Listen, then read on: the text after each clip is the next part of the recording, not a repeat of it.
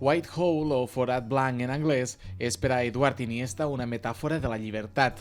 Al forat blanc, la matèria, en aquest cas els ritmes i les melodies, no explosiona, diu, sinó que implosiona, i d'aquí neix aquest White Hole.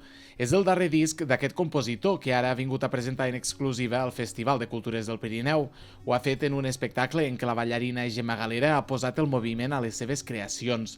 Un espectacle que s'ha pogut veure a l'església de Sant Pere de Sorpe i que neix d'un encàrrec del propi Dansàneu.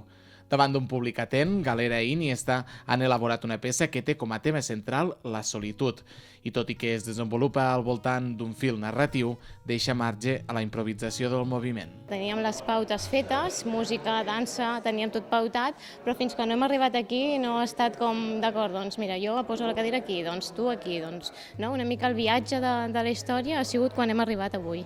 Això ha sigut doncs, justament agafar els tres nexes. Un, l'encàrrec lliure que em van fer, fes el que vulguis, una.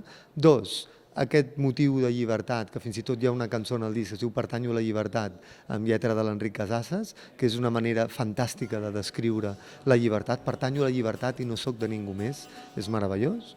I per un altre lloc, doncs, aquesta cosa improvisada que hem fet avui, que és que ella doncs, escolta, jo la miro i ens anem com seguint, interactuant amb aquesta cosa. Doncs, per tant, és jazz, és llibertat, és White Hole.